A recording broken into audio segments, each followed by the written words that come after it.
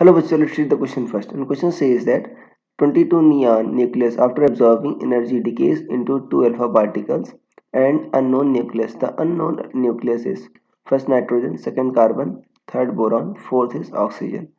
So students सबसे पहले आपको समझना होगा कि कंसेप्ट क्या यूज हो रहा है.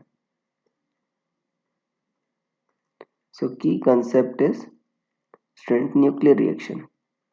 देखो जो न्यूक्लियर रिएक्शन में क्या होता है, न्यूक्लियस चेंज होता है आपका एक एलिमेंट से दूसरे एलिमेंट के न्यूक्लियस में चेंज होता है. और न्यूक्लियर रिएक्शन में बच्चों होता क्या है कि आपका जो नंबर ऑफ प्रोटॉन्स होते हैं या जेड जेड क्या होता है बच्चों, आपका सेम रहता है या कांस्टेंट रहता है, ये कह सकते हो.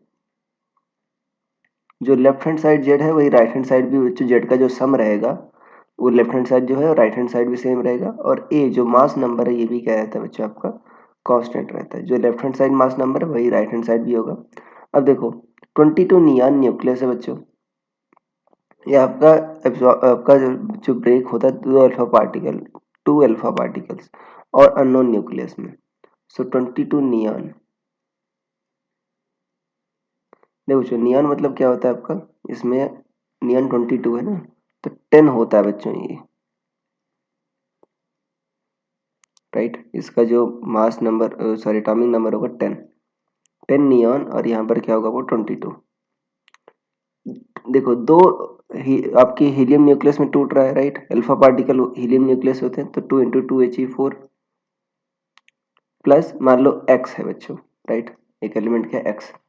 अब देखो आपको पता है कि जो नंबर ऑफ प्रोटॉन्स और आपका मास नंबर दोनों साइड सेम रहता है. इधर बच्चों 10 है. अब देखो इधर 2 इंटू 2 कितना आ गया 4.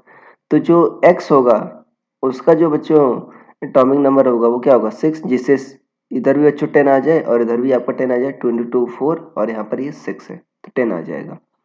और यहाँ पर देखते हैं तो ये बच्चों आपका 2 4 जा 8, इधर आपका 8 आ रहा है, इधर आपका 22 आ रहा है.